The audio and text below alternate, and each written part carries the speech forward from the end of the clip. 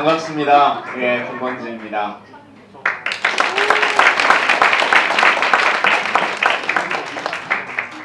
진성준 의원님이 재미없는 걸로 유명하신 분이잖아요.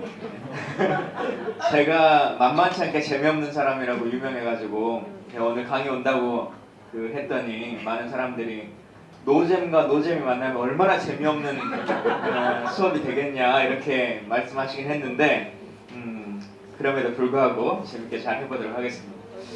강서목면학교 벌써 4기인데요. 왼쪽에 이걸 딱 보시면 언제나 유사 이래로 나라가 뭐 미국이든 영국이든 러시아든 로마든 아니면 100년 전이든 1000년 전이든 간에 그림이 있는데 제일 중요한 게 가운데 들어와 있습니다. 제가 누구라고 딱히 말하지는 않겠고 안희정 지사는 약간 변두리에 계시고 중요한 사람이 누군지 4기에서 가장 중요한 사람이 누군지 딱 명확하게 보여지는 것 같습니다. 주제가 저도 정확히 저한테 물어보지도 않고 대한민국 국방의 현 주소더라고요. 진성진 의원님이 거의 대부분 본인이 생각하는 대로 다 하시는 것 같아요.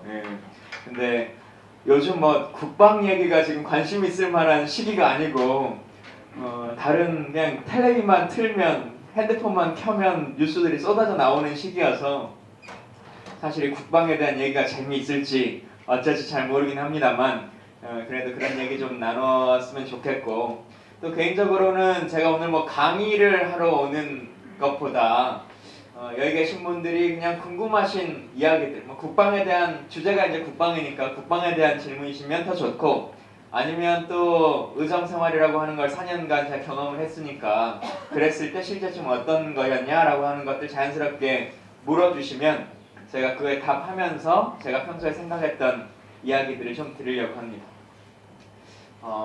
우린 처음에 질문하는 게 참 쉽지 않죠. 누구든 어느 모임이든지 간에. 혹시 내가 처음으로 질문 한번 해보겠다 하시는 분? 예. 신정빈님. 네. 예. 안녕하세요. 박근혜 대통령이 언제 내려올까요? 그건 답이 정해져 있지는 않을 것 같아요. 근데 결국은 국민들이 어떻게 요구하느냐에 따라 달려있을 것 같은데 오늘 보니까 보수 언론이 쓰는 신문에서도 대통령의 지지율이 한 자릿수로 떨어졌더라고요. 9%대로 떨어지고 더 심각한 건 대구 경북에서 전국 평균보다 더 떨어진 8.8% 지금 이렇게 나오고 있는데 청와대 관계자가 인터뷰를 했는데 청와대 관계자 말은 한 자릿수로 떨어지는 건 어쩔 수 없는 상황인 것 같다 이렇게 지금 얘기를 하고 있더라고요. 근데 그런 것들은 이제 이후에 상황들을 봐야 될 건데 연관해서 제가 좀 말씀드리고 싶은 건 제가 어제 사드 때문에 김천에 갔다 왔어요. 김천 분들이 지금 72일째 날마다 집회를 하고 계시거든요. 성주 분들은 그보다 훨씬 더 오래됐죠. 이슈가 막 다 다른 걸로 최순실 여러 가지 하다 보니까 사드는 그냥 완전히 없어져 버린 우리 머릿속에서 잊혀진 것 같지만 그분들은 또 그렇게 열심히 날마다 이 추위에 투쟁을 하고 계시고 잘 아시는 것처럼 세월호 가족분들은 광화문에 지금도 있지 않습니까? 제가 이제 그런 공간들을 갈 때마다 많은 분들이 이런 질문을 해요. 비슷한 질문일 수 있는데 우리가 이렇게 촛불 집회를 하면 이게 해결되긴 합니까? 라고 하는 질문을 하죠. 그리고 또 다른 분들은 우리가 이렇게 서명운동을 막 받으러 다녀가지고 10,000명 되고 20,000명 되면은 이게 진짜 무슨 국회에서 법을 만들어주긴 하고 청와대가 관심이 있긴 합니까? 라고 하는 얘기들을 많이 합니다. 그런데 사실 답이 없어요. 여기 의원님도 계시고 시의회, 구의회 혹은 서울시의회에 계신 분도 있고 국회의원도 가까이서 경험하신 분도 계시겠지만 몇만 명이 서명을 가지고 온다고 해서 바로 법이 바뀌지는 않습니다. 만들어지지도 않습니다. 어찌 보면 별로 큰 관심 없이 될지도 모릅니다. 그런데 명확한 거 하나는 서명을 하거나 촛불 집회를 한다고 해서 그것이 바뀌지는 않는 것은 바뀐다는 것은 누구도 장담할 수 없는데 어느 순간에 사람들이 촛불을 들지 않거나 서명운동이 멈추는 순간에는 그 이슈는 자연스럽게 끝난다라고 하는 것은 명확합니다. 그것은 장담할 수 있어요. 얼마 전까지 국정교과서가 만들어지면은 진짜 심각한 문제가 초래된다고 해가지고, 물론 심각한 문제가 초래됩니다. 그래서 전국에 막 가두 시위하고 막 여러 가지 일들을 했어요. 근데 지금 어떤 정치인이 나와가지고 국정교과서를 만들면 안 됩니다라고 하는 얘기를 하면은 사람들이 지금 갑자기 왜 아닌 방송이면 홍보계 같은 소리를 하고 있어? 라고 얘기를 할 겁니다. 제가 아까 소개할 때 선생님이 필리버스터라고 하는 것으로 말씀하셨잖아요. 필리버스터 이뤄주자. 그때는 테러 방지법이 만들어지면은 진짜 심각한 문제가 벌어질 것처럼 막 얘기를 많이 했죠. 물론 그 우려됐던 일들은 지금 벌어지고 있다고 저는 생각합니다. 그 테러 방지법이 만들어졌고 이미 그 법의 시행령까지 만들어져서 관련한 그 국정원의 기관들은 4-5개가 더 만들어져 있는 상태로 운영되고 있죠. 우리도 모르게 지금 우리가 우려하고 염려했던 것들은 그 원한 그대로, 그리고 원한보다 더 심각하게 우리 사회를 구조적으로 지배하고 있습니다. 그런데 지금 이 시기에 테러 방지법 다시 원상복구합시다 라고 하는 얘기를 하면 사람들이 이상하다고 할 거예요. 제가 이 말씀을 드리는 건 마찬가지로 국방의 문제도 마찬가지고 이슈의 문제도 다 마찬가지인데 끊임없이 관심을 가져야 그 문제가 해결됩니다. 대통령의 이 문제도 그동안 해왔던 방식 그대로 해서 이 정부는 이슈를 돌리기 위한 다양한 아이템들을 만들어낼 겁니다. 뭐 그것이 많은 사람들이 염려하고 우려하는 것처럼 군사적인 어떤 문제가 될 수도 있을 것이고, 흔히 말하는 연예인의 뭐 어떤 비화가 될 수도 있을 것이고, 혹은 정치적인 어떤 아젠다라고 하는 것들이 있을 수도 있겠죠. 이 일이 터지기 전에 대통령이 개헌이라고 하는 것을 던져서 이슈를 전환시키려고 했던 것처럼. 근데 그런 일들이 또 벌어질지 모릅니다. 근데 그럴 때 또 그거에 훅 따라가면은 대통령이라고 하는 사람으로 중심이 되어 왔었던 그 관심들은 다른 것으로 돌아가겠죠. 예를 들면 총리는 그래서 누가 되는 거야? 라고 하는 것으로 이슈가 가거나 그럼 장관은 누가 되는 거야? 라고 하는 것으로 가겠죠. 그래서 우리의 목표치라고 하는 것들을 정확하게 어떤 것으로 잡을 것인가 라고 하는 고민들을 같이 해주시면 좋겠고요. 그러는 과정에서 꼭 하나 부탁드리고 싶은 것은, 어떤 사람은 하야를 주장할 수도 있고, 어떤 사람은 탄핵을 주장할 수도 있고, 어떤 사람은 사과를 주장할 수도 있어요. 혹은 어떤 사람은 아유 그래도 대통령인데 그냥 열심히 좀 하게 놔두지 라고 하는 생각을 가질 수도 있습니다. 근데 내가 탄핵을 주장한다고 해서 하야를 주장하는 사람, 사과를 주장하는 사람을 비난하기 시작하면 우리는 더 이상 싸울 수가 없어요. 항상 말하는 것처럼 진보는 분열로 망하잖아요. 이 사람은 이렇게 주장하고 저 사람 저렇게 주장하는 것으로 서로서로의 힘을 모아나가는 거거든요. 그러다가 더 큰 힘들이 생기는 거예요. 그래서 하야가 언제 될지라고 하는 것은 누구도 장담할 수 없는데, 우리가 멈추지 않으면 이 이슈는 끝나지 않을 거라는 말씀은 드리고 싶습니다. 국방의 현 주소니까요. 저 얘기를 잠깐 먼저 좀 드리고 얘기를 할게요.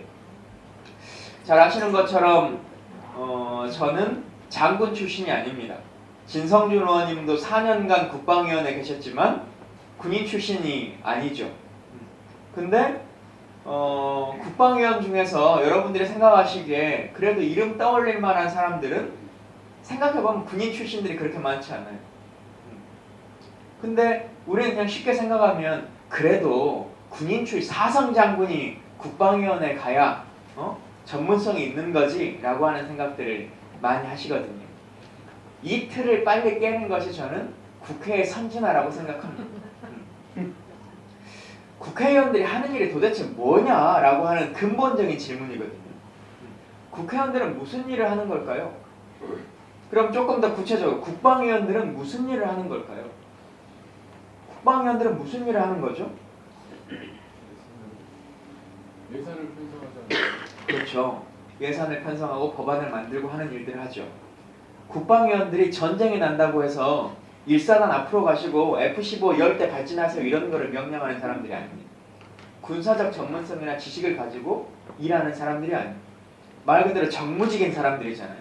지금 2016년에 대한민국 국민들이 생각하는 기본적인 인식과 척도, 그 상식만 가지고 있으면 사실은 군사적인 전문성은 크게 중요한 일이 아닙니다. 누구나 할 수 있는 거예요. 대한민국 군의 통수권이 누구한테 있죠? 대통령에게 있습니다. 지금 대통령이 군대를 갔다 오지 않으셨어요. 이걸 비난하려고 제가 말씀드리는 게 아닙니다. 당연히 대통령은 어느 나라든 군인 출신, 장군 출신이 대통령이 되는 것은 대부분 쿠데타가 되는 것을 제외하고는 흔한 일이 아닙니다. 그런데 군대를 전혀 갔다 오지 않았거나 이등병으로 갔거나 상근을 나왔어도 문민이 선출한, 국민들이 직접 선출한 그 사람에게 군권의 전권을 전부 다 부여합니다. 그게 민주국가의 근간입니다. 문민 통치라고 하는 거죠. 근데 왜 우리는 대통령에게 군사적 모든 권한을 주는 것은 당연하다고 생각하면서 국회의원들은 군사적 지식이 있어야 된다고 생각할까? 라고 하는 고민을 하셔야 됩니다. 그 전문성을 필요로 하는 공간이 아닙니다. 실제로 그 전문성이 있는 사람들, 조금 다른 예로 예를 들면 의사라고 하는 분들이 있죠. 그러면 당연히 어느 상임위에 간다고 생각하세요? 보건복지위원. 여러분들 축구하다가 다리가 삐어요. 그럼 침 맞으러 가시죠. 네, 침 맞으러 갑니다. 가끔은 어깨가 걸리면 부항도 하기도 하고 몸이 화하면 보약을 먹기도 합니다. 우리는 한의학에 대해서 기본적으로 그래도 의학이다 라고 하는 생각을 가지고 있어요. 근데 과연 평생을 의사로 사셨던 그분이 보건복지위원회에 가서 양학과 의학이 어떤 첨예한 대립을 하는 법안이 나온다고 했을 때 일반 국민들이 생각하는 시선에서 공정하게 판단할 수 있을까요? 그럴 수 있을까요? 그럴 수 없을 겁니다. 왜냐면 그분은 의원을 하는 동안에도 관련한 사람들의 지지 기반을 가지고 정치를 할 수밖에 없고 끝나고 나서도 다시 그쪽으로 돌아가야 되는 사람이거든요. 그리고 평생을 본인이 옳다고 믿었던 것을 세뇌받았던 사람인 거잖아요. 물론 그러지 않은 사람들도 있겠지만 대부분의 사람들은 그럴 수밖에 없는 구조입니다. 군인 출신도 마찬가지죠. 사성장군으로 전역하신 분이 본인이 생각하기에 그동안 평생을 40년간 군에서 몸담으면서 받아왔던 그 인식의 틀을 벗어날 수 있을 것 같습니까? 그분의 인식이 실제 대한민국 국민이 생각하는 군 인권의 기준과 같을 거라고 생각하십니까? 그러지 않겠죠. 그리고 또 하나는 뭐냐면요. 저는 사학과를 나왔는데 뭐 다른 학문도 비슷하겠습니다만 우리가 대학교 학부를 졸업하면 예를 들면 사학과 같은 경우는 학부 졸업해서 사학과 나오면 고조선부터 현대사까지 로마사부터 조선시대사까지 전부 다 그냥 아는 척합니다. 물어보면 다 아는 척해요. 근데 사학과 석사 정도 하면 제가 했던 조선시대사 정도 뭐 이런 것은 그래도 좀 내가 안다 이렇게 사람들한테 얘기합니다. 근데 사학과 박사과정을 밟으면 조선시대 영조 시절에 토지 수탈사 이거 하나밖에 아는 게 없는 사람들이에요. 다른 거는 모르게 됩니다. 마찬가지로 사성장군이 되기까지 그분은 처음에 소위 인간하면서부터 주특기가 정해지는 거 아니에요. 평생을 그 일을 쭉 하신 분이에요. 그래서 예를 들면 육군의 수송 관련한 분이면 그것만 40년 하신 분이죠. 근데 국회의원은요. 육군의 수송만 하는 사람 그 전문가가 필요한 게 아니에요. 육해공 해병대 군대를 가기 전 사람, 군대를 다니고 있는 사람, 예비역, 예비군 그리고 전역한 사람들의 인사복지, 예산, 규정, 인권 이 모든 것들을 다 해야 되는 사람들. 한 분야의 전문가가 아니라 정무적 감각을 갖출 수 있는 사람이 필요합니다. 그래서 그런 고민들로서의 대한민국 국방의 모습이라고 하는 것을 같이 고민해 주시면 좋겠다. 이게 국회뿐만 아니라 가장 근본적으로 대한민국 국방이 어려운 이유는 국방장관이 문민화되지 않기 때문에 그렇습니다. 대한민국 헌법에 명시되어 있습니다. 국무위원은 군복을 입고는 국무위원이 될 수 없다라고 헌법에 명시되어 있습니다. 그래서 그 말을 따르려고 오전에 합참의장이었던 사람들이 퇴역을 하고 오후에 국방장관 청문회를 하러 오죠. 네. 그게 대한민국의 현 주소인데 가끔 이런 생각 하실지 모르겠어요. 그래도 대한민국은 북한이라고 하는 특성이 있지 않냐. 응? 전쟁을 할 수도 모르니까 남북관계 특성을 생각해서 국방장관이 군인이 돼야 되는 거 아니냐라고 하는 생각 하실지도 모르겠어요. 근데 지금도 전 세계에 전쟁을 하고 있는 나라가 있죠. 가장 강하게 전쟁을 치르고 있는 나라 어디입니까? 네, 미국입니다. 미국이 실제 전쟁을 전 세계에서 치르고 있죠. 돈을 몇천 조를 써나가면서 몇백 조를 쓰면서. 근데 그 미국은 아예 법에 명시되어 있어요. 이 정부 조직법에도 명시되어 있고 흔히 말하는 골든워터 니콜슨 법이라고 하는 법률에 의해서 군인이 군복을 벗은 지 10년이 되지 않으면 국방장관이 될 수 없다라고 하는 아예 명시되어 있습니다. 최근에는 법을 좀 바꿔서 10년을 7년으로 줄였어요. 그래서 7년이 되지 않으면 국방장관이 아예 될 수가 없습니다. 그래서 흔히들 잘 아시는 이 예전에 콜린 파월이라고 하는 사람 있잖아요. 그 전쟁 영웅도 국방장관은 못하고 국무장관을 하는 거거든요. 그게 문민 통제라고 하는 것은 기본적인 원칙이죠. 근데 우리는 군인 중에서 가장 높은 사람이 누군가요? 군인 중에서 합참의장이죠. 합참의장. 예. 합참의장이 있는데 우리는 합참의장과 국방장관을 명목상은 따로 두고 있는데 실제로는 국방장관이 합참의장하고 똑같은 일을 하는 거죠. 지금 이 정부에서 가장 잘못 가고 있는 것 중에 하나가 사드가 사실은 딱 그 문제 때문에 발생하는 것인데 국가의 큰 지도자는 장관이든 대통령이든 이런 분들은 큰 정책 결정을 할 때 다임적 요소라고 하는 것들을 판단해야 된다라고 흔히 말합니다. 다임적 요소. 네.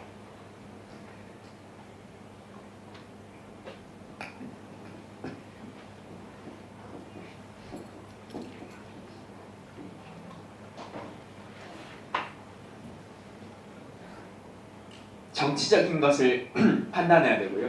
그 다음 외교적인 걸 판단해야 되고 그 다음 경제적인 걸 판단해야 되고 그리고 군사적인 것을 두루두루 판단해 봐야 됩니다. 그렇게 결정을 내려야 실제 최고 정책 결정권자가 정상적으로 어떤 걸 결정하는 것인데 국방장관이 정무직인데 장관이니까 정무직이잖아요. 이분이 판단하기에 예를 들면 북한이 연평도에다가 포를 하나 쐈다. 그러면 합참의장은 바로 어떻게 재응사할 것이냐 군사적인 고민은 어떤 걸 거냐라고 하는 것들을 판단하는 위치에 있어야 됩니다. 근데 국방장관은 우리가 이것을 다시 재응사를 할 때 외교적으로는 어떻게 처리해야 될 것이냐 혹은 국내적으로 국외적으로 정치적인 문제는 어떻게 해결할 것이냐 혹은 이렇게 했을 때 주가는 어떤 반향이 있을 것이고 우리나라 경제에 미치는 영향은 어떨 것이냐 라고 하는 것들을 같이 고민해야 되는 위치에 있는 거죠. 근데 그러지 않고 국방장관도 똑같이 합참의장과 동일하게 군사적인 고민만 하고 있으면 장관으로서 역할을 제대로 하지 못하는 거죠. 그래서 항상 이 어려운 점들이 반복되고 있는 겁니다. 사드 얘기가 나왔으니까요. 이 얘기로 한 가지만 정리해드리면 대통령이 이 말씀을 하셨죠. 사드 반대하는 사람들 많은데 이보다 더 좋은 방어 무기가 있으면 요격 무기가 있으면 나한테 얘기를 해봐라. 이렇게 말씀하셨어요. 대통령의 인식이 어느 수준인가라고 하는 것들 정확하게 보여주고 있는 거죠. 우리가 사드라고 하는 것을 도입하는 가장 근본적인 이유가 뭐죠? 북한의 핵 억제를 위해서죠. 핵 위험으로부터 대한민국을 지키기 위해서 그러는 것이죠. 그럼 대통령의 질문은 이것이었어야 합니다. 북한의 핵 위협으로부터 벗어나기 위한 사드 외에 더 좋은 대안이 있으면 나한테 얘기를 해봐라 라고 하는 것은 맞는 말이에요. 예를 들어 강서에서 가장 번화가가 어딘가요? 없어요? 아유 가슴 아파라. 네? 어휴. 네. 진성준을 통해서 번화가를 좀 만들어 보십시오. 강남에 포스코 사거리에 저희 아버님이 한 500평 땅을 가지고 있다고 생각해 봅시다. 생각은 할 수 있잖아요. 500평 정도 땅이 있어요. 근데 어느 날 저희 아버님이 그 땅에다 옥수수를 심기 시작하네요. 네, 강남 포스코 사거리에다가. 근데 사람들이 아이 어르신 이 좋은 땅에다가 건물을 짓든가 임대를 내주든가 뭐 다른 걸 하지 뭐 옥수수를 심고 있어요 라고 얘기를 하니까 저희 아버님 뭐라고 얘기를 하냐면 아이고 이 노인네가 이보다 손쉽게 심을 수 있는 작물이 있으면 나한테 얘기 좀 해줘서 라고 얘기를 합니다. 이게 지금 박근혜 정부가 사드라고 하는 것을 가지고 있는 인식, 그리고 대통령이 사드를 바라보는 인식에 명확한 것이죠. 대통령은 주위에 둘러싸여 있는 이 밀리터리의 요인들에 둘러싸여 있어가지고 북핵 문제를 해결하기 위한 외교적인 방법, 혹은 정치적인 방법, 또 혹은 이로 인해서 발생할 수 있는 경제적인 피해, 이런 것들에 대해서 전혀 고려하지 않고 있는 거예요. 그리고는 군사적으로 옥수수보다 더 쉽게 키울 수 있는 작물이 있으면 얘기해보세요. 수확이 많이 나오는 거 있으면 얘기해보세요 라고 하는 것에서 벗어나지 못하고 있어요. 지금 그것이 가장 안타까운 현재의 모습이라고 생각합니다. 여튼 이렇게 좀 첫 번째 말씀을 정리드리고, 또 궁금하신 거? 예. 저기 그 국방부 국방 비리가 많잖아요. 그 방산 비리도 그렇고 뭐 이렇게 좀 해서 돈을 이제 권력 이용해서 사익 사용 책임을 많은데, 그러면 그분들은 이제 법적으로는 책임을 지더라도 경제적으로 어쨌든 책임 이익에 대해서는 뭐 환수라든가 아니면 거기에 대한 어떠한 것도 해서 그것들 메꿔 놓나요? 아니면 그냥 이득은 넘어가나요? 왜냐면 사기치는 사람들도 사기를 크게 치고 나오면 잠깐 사용하고 나오면 자기는 이제 큰 돈이 있으니까 거기에 대해서 크게 차라리 멸장 사고 나오면 그 뒤가 편안하니까 넘어가는 경우가 많은데, 우리나라 이건 권력형 비리 문제에 있어서 경제적으로 어떻게 처리되는지 사실 좀 알고 있어요. 여기 계신 분들 전관예우라는 말 다 들어보셨죠? 전관예우가 왜 발생하죠? 왜 가능하죠? 전관예우. 서지원 씨.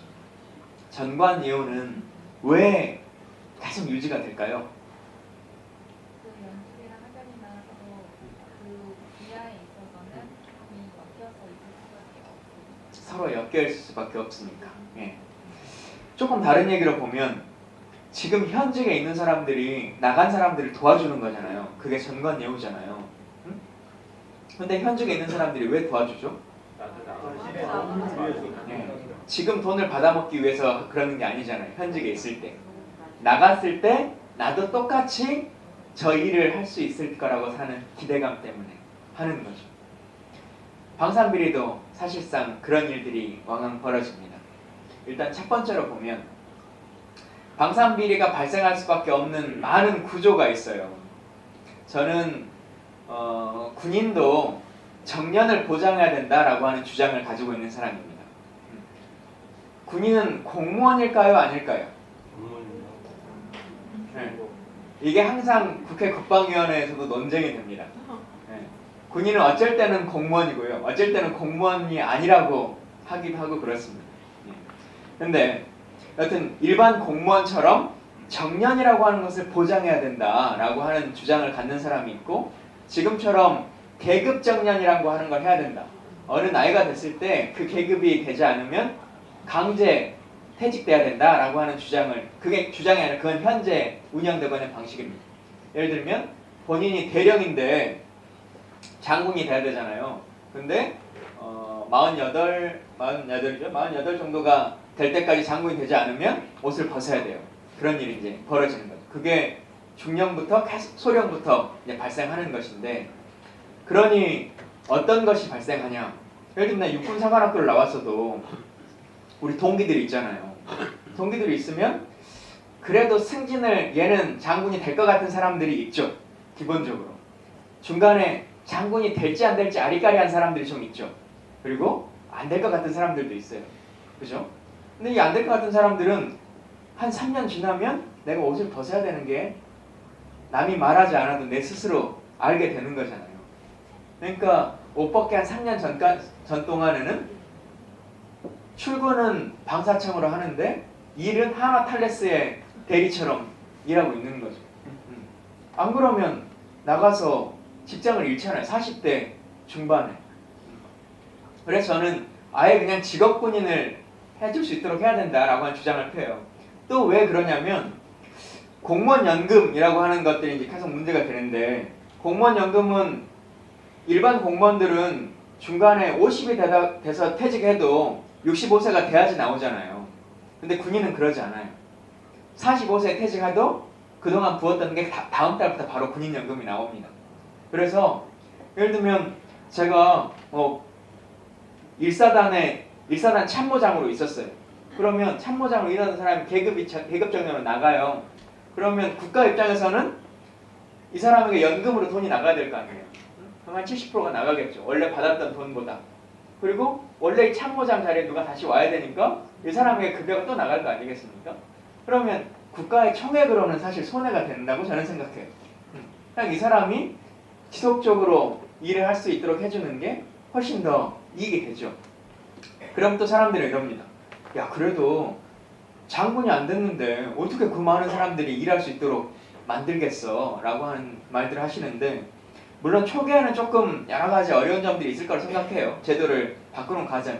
근데 학교 선생님들 교장 선생님 안 된다고 다 옷 벗나요? 평교사로도 끝까지 다 하잖아요. 선생님으로서 역할을 하잖아요. 그 역할 부여만 제대로 할 수 있다면 충분히 가능하다고 생각합니다.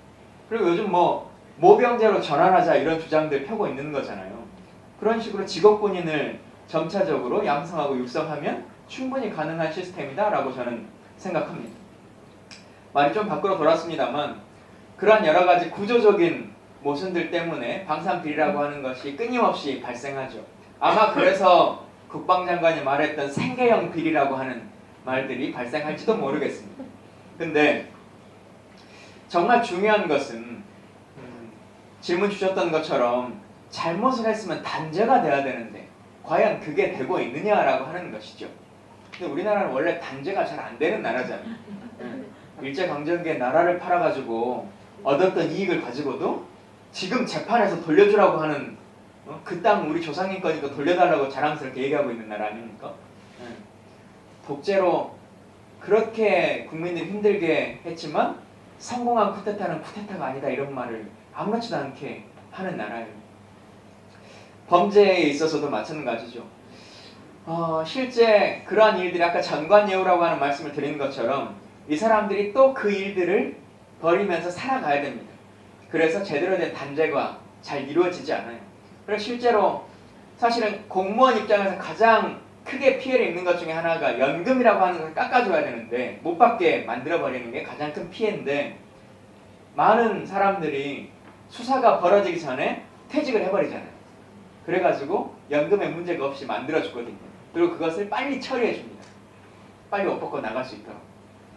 그러니까 이런 것들을 잘 막아내야 되고요. 제도적으로 만들어야 한다고 생각하고, 또 잘못으로 인해서 얻어진 이익이라고 하는 것들도 제대로 환수를 해야 되죠. 근데 그렇게 잘 안 됩니다. 왜냐하면 대부분의 그런 업체들이 개인적인 공무원들의 착복도 있겠습니다만 큰 돈은 이제 회사에서 횡령한 부실 납품 이런 것들일 텐데 대부분 페이퍼 컴퍼니로 만들어지거든요. 그런 일들이 한화나 삼성에서 벌어지는 게 아니고 이름도 듣도 못한 이런 회사들이 생기는 거잖아요. 예를 들면 통영함 방산비리 때 잘 아시는 것처럼 21억 줬다고 했는데 실제로 2억짜리 그 고등어 잡는 어군 탐지기 이런 거 만들었던 하켄코사 이런 회사들. 그리고 북한을 탐지해야 되니까 이 휴전선 있는 데다가 기구처럼 풍선을 띄워가지고 감시하겠다라고 했는데 회사 자체도 거의 페이퍼 컴퍼니고 그 뚫어져가지고 바람이 빠져가지고 날지도 않아요. 실제로 그 사업은 이제 취소됐어요. 아예 그 돈 그냥 다 날아가는 겁니다. 그런 식의 일들이 왕왕 벌어지기 때문에 사실상 환수는 잘 안 되고 있는 게 사실입니다. 그리고 수사도 제대로 잘 안 하죠. 진짜 범죄라고 하는 것을 저지르면 제대로 처리를 해야 다음에는 그런 일들이 벌어지지 않을 텐데 우리나라는 왜 그렇게 힘 있는 사람들에게는 관대한지 잘 모르겠어요. 여러분 잘 아시는 이 국방부에서도 사이버 사령부의 댓글 부대 사건 이런 게 있었잖아요. 그래서 전현직 댓글 사이버 사령관들이 재판도 받고 구속도 되고 거기에 열 몇 명의 사람들이 수사도 받고 막 했었는데, 사이버 사령부는 국방장관의 직할부대예요. 그러니까 우리가 일반적으로 말하는 직제로 봤을 때 육군 참모총장이든 합참무장이든 군단장이든 이런 사람의 지휘를 받지 않거든요. 사이버 사령관은 바로 국방장관에게만 보고를 하는 거죠. 근데 전현직 사령관이 구속됐으니까 보고를 받은 사람이 어땠느냐라고 하는 것을 확인해 봐야 될 거 아닙니까? 근데 지금 이 시간까지도 당시의 국방장관이었던 현재의 국가안보실장, 청와대에 가 있는 김관진 실장은 서면 조사도 받은 적이 없어요. 그렇게 사이버 사령부의 댓글부대 사건은 끝이 났습니다. 참 안타깝죠. 정의가 별로 바로 서 있는 나라가 아닌 것 같죠. 그래서 정권이 좀 바뀌면 이런 일들을, 그러니까 지금의 잘못을 그대로 방관하는 게 결국은 앞으로 벌어질 범죄에 대해서 우리가 용인하고 있는 거잖아요.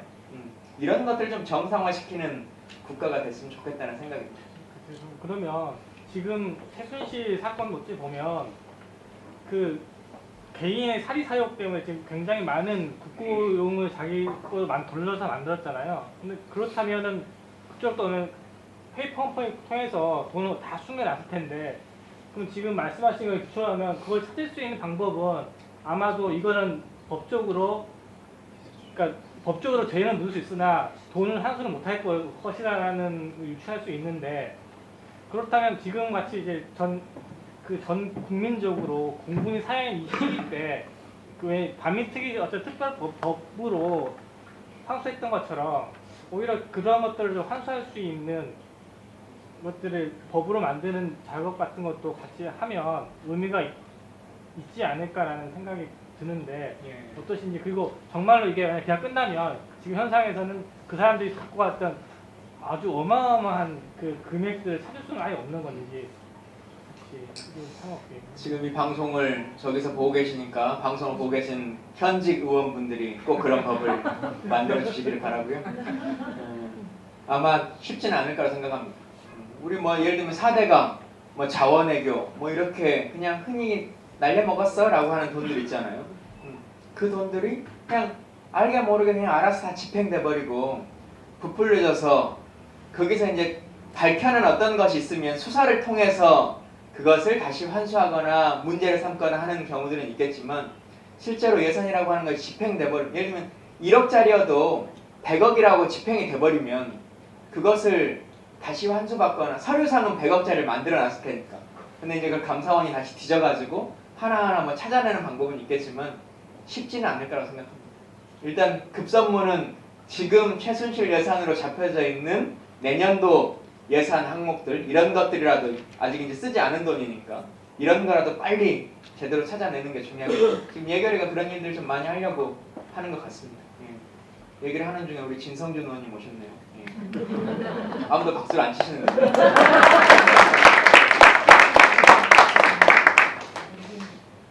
예, 또 혹시 궁금하신 거?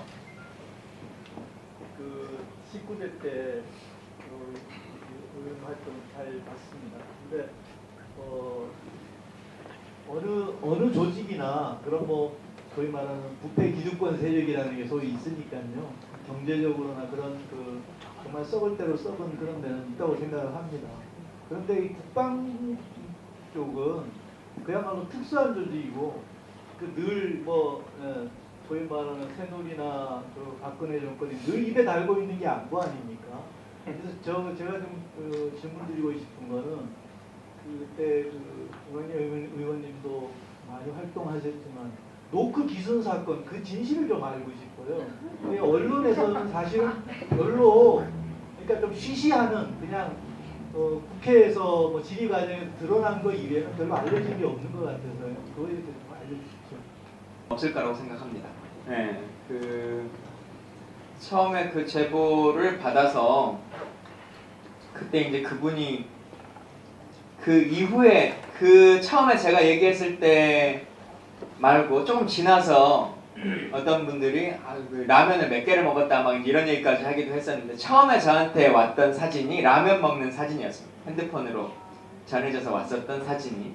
그러면서 이제 그분이 이런저런 글들을 같이 해서 알려줬었는데, 노크겐 사건은 말 그대로 그냥 그 사람이 넘어와서 우리 부대 경계가 뚫리고 부대 내까지 들어올 때까지 아무도 모르던 이제 그런 상황이 초래된 것인데요. 근데 여기서 그분은 그리고 한국에서 잘 적응해서 사시는 것처럼 좀 있었는데 외국으로 잠깐 나갔다가 결국은 이혼하신 걸로 들었어요. 한국 와서 결혼을 하셨다 해가지고 근데 적응이 조금 어려워서 이혼하시고 다시 한국에 사시는 걸로 그렇게 들었는데 그건 중요한 일은 아니고 여기서 우리가 같이 고민해봐야 될 문제는 좀 다른 게 있다고 생각합니다. 그때 경계가 뚫렸다는 것 이제 그거는 논외로 치더라도 과연 우리가 병력이라고 하는 것을 그 철책을 경계하는데 이렇게 많은 사람들이 필요한 것일까? 사실 노크 기순 사건에 많은 분들이 분노하셨어요. 어떻게 우리의 경계가 뚫릴 수 있느냐라고 하는 얘기를 많이 했죠. 저도 그것을 처음에 제기했던 사람이니까 당연히 강하게 주장했지만 실제 진지하게 이제 우리가 한번 고민해봐야 된다는 거예요. 우리가 병력을 감축해야 된다라고 하는 주장들을 하기도 하고 또 실제로 인구가 줄기 때문에 병력이 줄 수밖에 없는 구조입니다. 북한에서 대한민국으로 매년 1000명 가까운 사람들이 입국해서 들어오거든요. 귀순해서 들어옵니다. 대통령이 얼마 전에 광복절 축사에서 자유대안의 품으로 오라 뭐 이런 말씀 하시기도 했잖아요. 근데 지금도 오려고 하는 사람들은 많이 있습니다. 올 수 있는 방법도 많이 있고요. 근데 한국이 수용할 수 있는 규모가 1년에 딱 1000명에서 1100명 정도이기 때문에 그 정도만 정해서 받아들이고 있습니다. 근데 대통령이 아무런 준비 없이 그렇게 말씀하시는 것은 조금 의아스럽긴 해요. 왜 그렇게 우리의 상황이 지금 그렇게 되지 않는 것인데 유럽의 지금 나라들도 다 가장 심각한 문제 중에 하나가 난민에 대한 문제잖아요. 난민을 어떻게 받아들일 수가 없으니까 각 나라들이 지금 골머리를 앓고 있는데 한국도 그런 상황들에 있거든요.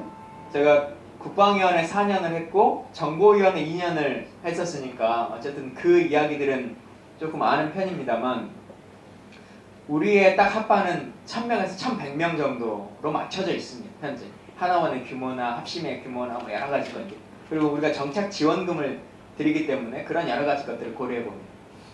근데 내가 간첩이라고 생각해 보면 혹은 내가 김정은이라고 생각해 보면 1년에 1000명씩 비행기를 타고도 충분히 들어갈 수 있어요.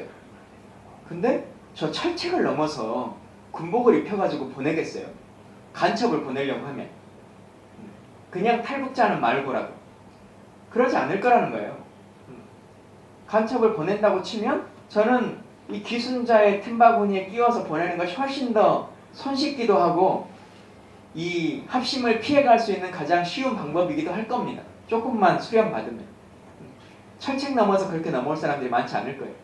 이제 우리나라 대한민국 군을 바라보는 인식 중에 하나도 예전에는 물샐 틈 없는 경계, 개미 새끼 한 마리 넘어올 수 없는 경계 이런 것들을 중요하게 생각했는데 과연 그게 우리의 국방 안보에 정말 중요한 것일까 라고 하는 고민을 해봐야 됩니다. 실제 이제는 사람이 하는 전쟁이라고 하는 것들은 거의 없어지는 거잖아요. 실제 전쟁 자체도 육박전으로 치르는 전쟁은 아닌 거잖아요. 버튼이 치르는 전쟁이죠. 그래서 지금 이런 고민들에 대해서 근데 이제 이거는 군보다 국민들의 인식이 먼저 선행돼야 돼요. 왜냐하면 국방부가 국방장관이 나서서 이제 우리 물샐 틈 없는 경계 이런 말 하지 맙시다. 가끔은 뚫리는 경계도 용인해 주세요. 이렇게 말할 수는 없는 거죠. 네, 이건 국민들이 먼저 인식해줘야 됩니다. 그러지 않으니까 실제 거기서 근무하는 병사들의 삶의 처우가 너무너무 힘들어져요. 예전에는 20명이 하던 일을 지금은 12명이 해야 돼요. 그러니까 이것을 예전에는 너는 1소초를 지키고 와 저녁에 너는 2소초를 지키고 와 라고 하는 형식으로 경계 근무를 섰었는데 요즘은 밀어내기라고 하는 걸 합니다. 처음에 이 사람이 출발해가지고 1소초에서 끝나면 2소초로 가면 2소초 있는 사람이 3소초를 밀어내야 될 거 아니에요. 그렇게 밀어내면서 계속 돕니다. 예. 그런 일들이 벌어져요. 철책의 규모는 그대로 있고 사람은 줄어드니까. 예. 그래서 이 민정경찰로 전역하는 사람들의 가장 고질적인 병 중에 하나가 무릎 관절이 다 나가가지고 예. 이런 것들이 실제 대한민국의 진짜 안보에 얼마나 큰 의미가 있는 것인가라고 하는 것들을 국민들이 조금 더 먼저 같이 고민해 주시면 좋겠다라고 하는 말씀을 좀 드리고 싶습니다. 여기 강서 목민관학교는 남성분만 질문하기로 했나요? 천안함이 공식적으로 북한 소행이라고 되어 있지만 자초서에 대해서도 근거 있는 이야기들이 많습니다. 김범기 의원님 의견을 듣고 싶습니다. 자초설인지 북한의 공격인지 어떤 것인지는 정확하게 저는 알 수가 없습니다. 왜냐하면 그 당시에 정확한 서류나 근거들을 제대로 바라본 적이 없고 지금 제가 보는 것은 국방부가 조사 결과서라고 제시한 문건만을 가지고 보는 것이니까요. 그런데 중요한 것은 국방부가 이것이 북한의 소행이다라고 얘기하는 것이 얼마나 부끄러운 일인가라고 하는 것을 같이 고민해야 됩니다. 국방부는 항상 국민들에게 많은 거짓말을 합니다. 모든 것들을 다 해낼 수 있을 것처럼 얘기를 하죠. 북한이 핵실험을 하면 한 달 전이면 그 징후를 알 수 있다 이렇게 얘기를 하고 북한이 미사일을 쏘려고 하면 2주 전이면 사전에 징후를 다 알 수 있다 이렇게 얘기합니다. 국회에 와서도 계속 그렇게 얘기를 해왔습니다. 근데 얼마 전에도 핵실험이 있었죠. 핵실험 4주 전에 알던가요? 당일날도 기상청이 알려줘야 합니다. 네. 근데 저는 이건 웃을 일이 아니라고 생각합니다. 제가 국방장관이어도 모릅니다. 왜냐하면 지하 벙커에서 언제든 누를 수 있는 상태에서 시설이 갖춰져 있는데 내가 관심법을 가지고 있지 않는 이상 김정은이 언제 버튼을 누를지는 누구도 모르는 겁니다. 그걸 4주 전에 알 수가 없어요. 예전에는 로켓을 쏘고 뭐 하는 일들이 이 로켓 자체도 이동식이 아니고 거의 고정된 형태로 있는 상태에다가 거기에 주입하는 연료도 액체 연료를 넣으니까 우리가 쉽게 생각하면 기름을 부어야 되니까 기름을 붓는 유조 탱크가 갈 수밖에 없겠죠. 그리고 기름이니까 오랫동안 보관이 잘 안 됩니다. 한번 여면 며칠 안에 쌓아야 됩니다. 근데 요즘은 액체 연료를 쓰질 않거든요. 고체 연료로 가지고 있으니까 언제든 장착해 놓은 상태로 쏠 수가 있어요. 그리고 이동식 발사체가 많이 있는 상태죠. 그래서 모든 것을 알 수 있다라고 말하는 국방부의 주장은 사실은 허구에 가까운 것들이 많습니다. 이 국방부가 천안함과 관련해서 천안함 이전에 그 외에 다른 어떤 모든 것들은 북한이 움직이기만 하면 모두 우리나라의 사정거리 안에 들어온다. SLBM을 쏘려고 해도 잠수함이 움직이는 그 흔적 모든 것들을 우리가 발진하는 순간부터 다 탐지할 수 있기 때문에 찾을 수 있다라고 국민들에게 얘기합니다. 그래서 SLBM 별거 아니다라고 얘기를 하죠. 또 어떤 것들은 다 이렇게 해서 저렇게 막을 수 있다. 우리나라 한미연합정보자산을 통해서 다 해결할 수 있다라고 얘기합니다. 근데 국방부의 주장대로 천안함이 대한민국의 영토 안으로 영해 안으로 들어와서 들어오는 것은 잠수함이니까 몰래 들어왔으니까 모를 수 있다 쳐요. 근데 포까지 쌌어요. 그래가지고 우리 배가 격침돼가지고 있는 상태에서도 그 배가 유유히 없어지는 것까지도 레이더로 하나도 못 잡았다는 거 아닙니까? 지금 국방부의 주장을 그대로 얘기하자면 그런다는 거예요. 포를 써는 그 열에 대한 탐지든 어떤 것이든 이 모든 것들까지를 포함해서 우리 군의 정보자산에 지금 그게 잡혀져 있지 않다라고 하는 거 아닙니까? 그리고 그것이 어떤 좌표로 어떻게 그 잠수함이 국방부가 말하는 잠수함이 어떻게 북으로 다시 돌아갔는지에 대한 행적도 모른다고 얘기하고 있는 거 아닙니까? 얼마나 부끄러운 얘기입니까? 이것을 국방부가 국민들에게 자랑스럽게 이거는 북한군의 소행입니다 라고 얘기하는 것은 사실 아주 치욕스러운 얘기라고 생각합니다. 그렇게 말씀드리고 싶습니다. 예. 이제 군대 갈 사람이 모자라서 여자도 군대 가야 된다고 그러던데 그거 궁금해서 좀 여쭤보고 싶고 그리고 되게 박식하신 것 같은데 어디서 그렇게 많이 배우세요?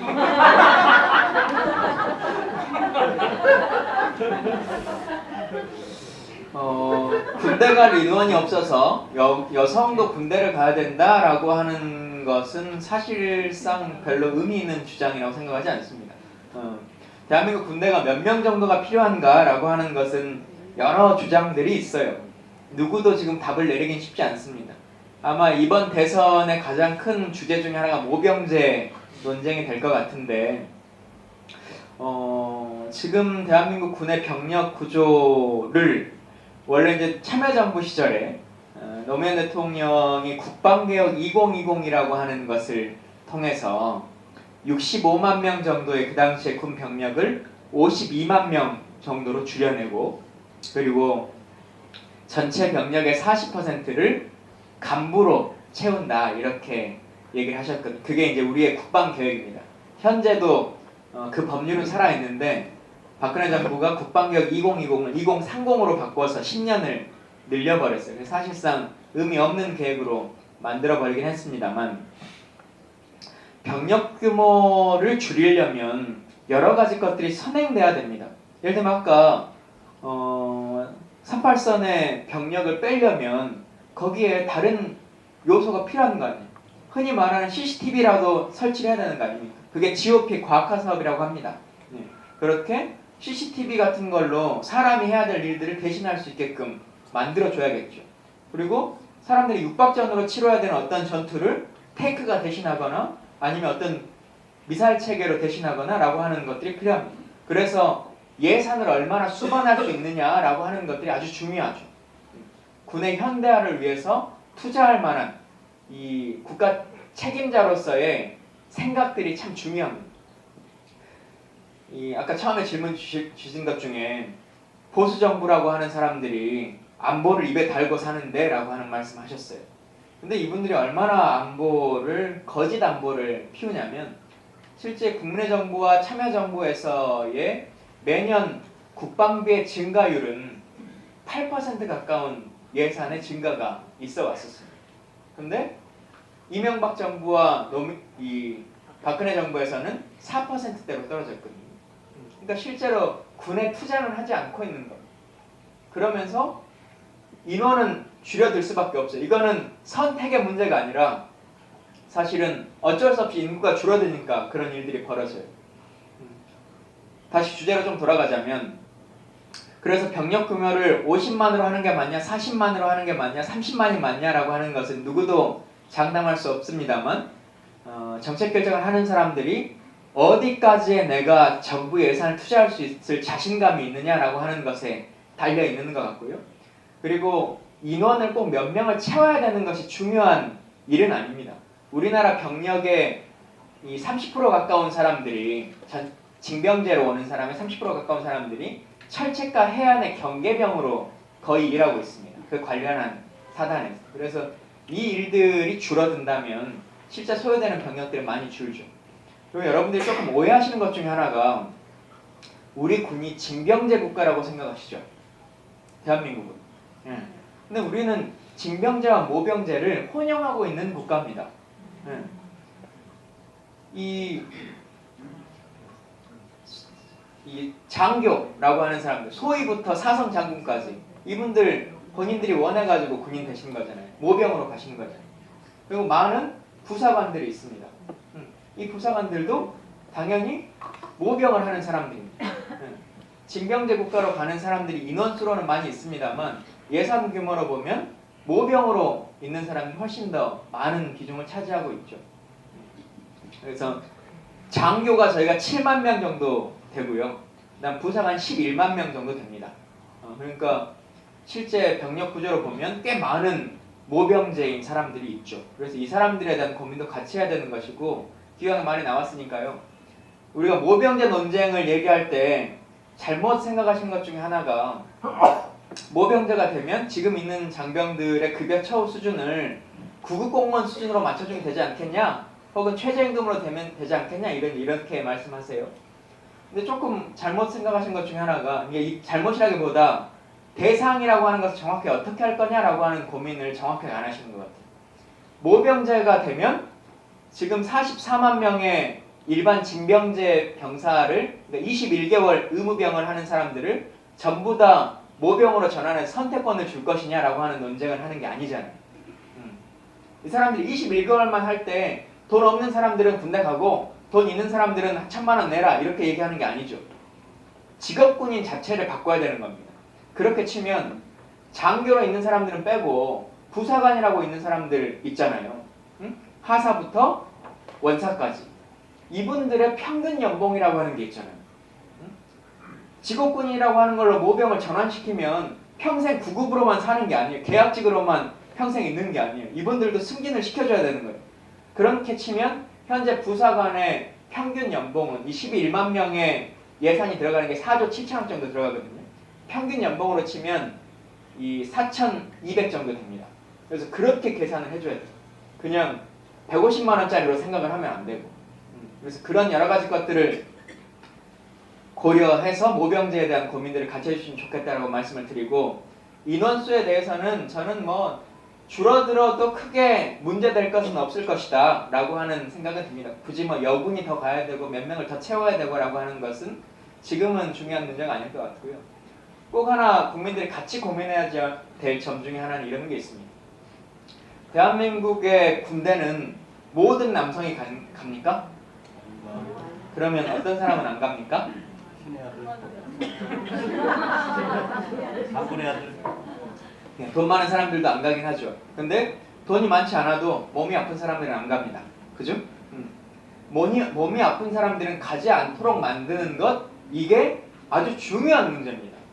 근데 우리들은 돈 많은 사람들이 안 갈지 모른다라고 하는 그 의료와 염려 때문에 모든 사람이 군대를 가야 된다라고 하는 인식을 아주 강하게 갖고 있습니다. 근데 실제로 진짜 돈 많은 사람들은 예전에는 막 십자인대 파열하고 막 눈 막 손가락 자르고 막 해가지고 안 가는 사람들도 있었어요. 근데 요즘 그런 기사 보셨어요? 실제로 막 십자인대 파열해가지고 안 가는 사람 보셨어요? 그런 사람 거의 없어요. 이제는 그런 일들은 벌어지지 않습니다. 왜냐? 진짜 아까 말씀하신 돈 많은 사람, 우리나라에서 군 면제 1위 사유가 뭔지 아세요? 1위. 면제 사유 1위. 국적요. 네. 이중 국적은 면제가 아니죠. 왜냐면 대상자가 아니니까. 네. 최근 5년간 이중 국적 국적 변동으로 국적을 변경해서 군 면제 받은 사람이 17,000명 가까이 되는데요. 그분들은 원래 대상자가 아니니까, 법률적으로는 대상자가 아니니까, 태어나면서 미국에서 태어나신 분이니까 논외로 치고 면제자 중에서 1위는 뭘 것 같아요? 생계? 네. 정신병. 면제자 중에 1위는 고령입니다. 고령. 근데 이게 웃을 일이 아니고요. 고령이라고 하는 것은 태어나기는 좀 부족해서 내가 원정 출산은 우리 부모가 못 해줬어. 그래서 국적은 없어요. 근데 성장해서는 우리 부모가 좀 잘 살아서 외국에서 계속 석사 박사하고 있으면서 한국에 돌아오지 않아도 살 수 있는 사람들, 이 사람들만이 고령으로 군대를 빠질 수 있는 거죠. 염려하는 다 가야 돼 라고 하는 생각 때문에 갖고 있지만 그 염려하는 사람들은 전부 다 빠지고 있습니다. 근데 이 문제가 어떤 문제가 발생하냐, 이렇게 빠지고 저렇게 빠지고 모든 사람이 군대 가야 된다, 인원수를 몇 명을 채워야 된다라고 하는 국민들의 인식이 있기 때문에 예전에는 4급이어서 공익근무를 했을 정도의 신체를 가지고 있는 사람인데 인원수를 채워야 되니까 3급으로 현역병사로 넘겨버립니다. 네. 그러니까 요즘은 그런 지병을 예전에는 면제 사유였는데 이제는 현역을 갈 수밖에 없게 만들어줍니다. 네. 그래서 실제 아픈 사람들이 엄청나게 많이 발생해요. 대한민국 국방의 가장 중요한 것은 군대를 안 가야 될 사람들은 안 가게끔 해주는 거예요. 그게 군 사망사고를 없애는 길이기도 하고 대한민국 군대에서 슬픈 일들이 더 이상 벌어지지 않도록 하는 일이기도 합니다. 여기 군대 갔다 오신 분들은 신체검사 받으셨을 거 아니에요. 현역병사가 몇 급까지 현역병사인가요? 옛날에는 2급이었어요. 3급까지. 몇 급이셨어요? 3급. 예. 3급이면 1급인 사람에 비해서 어쨌든 뭐가 됐든 신체적으로 조금 딸린다는 거 아니에요? 그죠? 아니 뭐 나쁜 일은 아니에요. 그래도 현역으로 갈 수 있을 만큼은 되는 건강함이니까. 시력이 좀 안 좋거나 아니면 뭐 어떤 것들이 안 좋거나. 근데 3급으로 현역을 갔는데 1급인 사람들과 다르게 처우를 받은 게 있나요? 분명히 병무청에서 이 사람의 등급을 정했어요.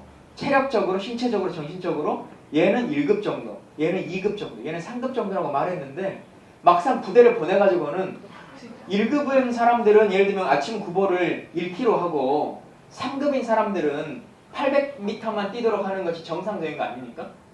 근데 우리나라 군대가 그런가요? 그러지 않아요.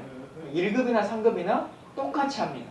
그래서 제가 역대 사망자, 자해 사망자, 그러니까 사고로 죽은 사람 빼고 자살로 사망한 사람의 데이터를 10년치를 전수조사를 해봤더니 인원수 대비 3급인 사람의 사망 지수가 가장 높습니다.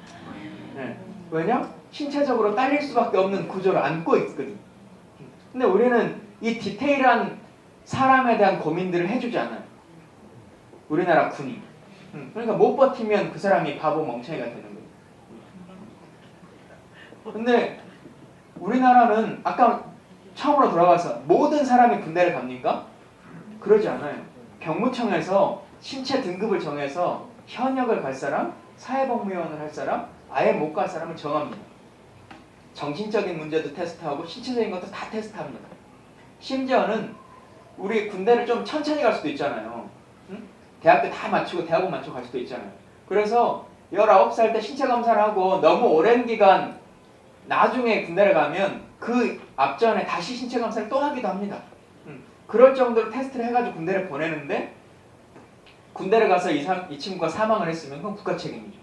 병무청이 잘못한 거 아닙니까? 안 보내야 될 사람들을 보내는 거잖아요. 그래서 이런 해결을 해야 되는데 여전히 그런 일들을 잘 하지 않아요.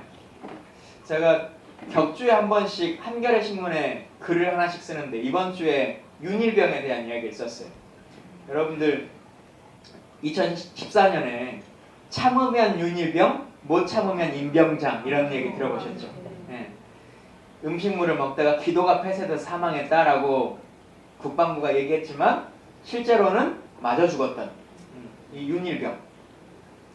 윤일병은 다시죠.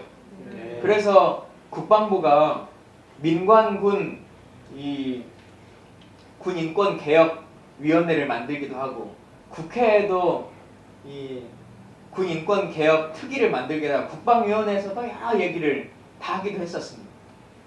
근데 이 윤일병은 지금 이 시간까지도 국가유공자가 아닙니다. 2년이 흘렀는데요. 절차 중에 있어서가 아니라 유공자가 아니라고 결정이 났습니다. 네. 왜 그럴까요? 네. 공무와 직접적인 사유로 사망하지 않았기 때문에. 네. 그러니까 우리나라의 군 복무라고 하는 것은 징병제로 이제 간 사람일 경우에 저녁에 퇴근하는 사람을 제외하고 처음에 군복을 입고 훈련소에 딱 들어가는 순간부터 24시간 365일 21개월간이 군 복무기간인 거잖아요. 응? 이 저녁에 쉬고 있다고 해서 사이렌 울리면 전쟁 날 때 안 나갑니까? 나 지금 쉬는 시간이에요 이렇게 하고 전쟁 안 나갑니까? 그러지 않는 거잖아요. 근데 윤일병은 온 국민이 아는 것처럼 부대 내에서 그렇게 집단적으로 지속적으로 부대 관리의 문제로 구타와 가혹행위를 통해서 사망에 이르기까지 했고 수사 결과 많은 것들의 은폐와 왜곡과 진실을 잘못하게 만드는 많은 일들이 벌어졌지만 지금 이 시간까지도 국가유공자가 되지 않습니다. 그렇게 유명한 건도 국가유공자가 안 되니 얼마나 많은 사람들이 지금 피눈물을 흘리면서 살고 있겠습니까? 이거 바로잡는 것이 대한민국 국방의 가장 시급한 문제 중에 하나라고 생각합니다. 예.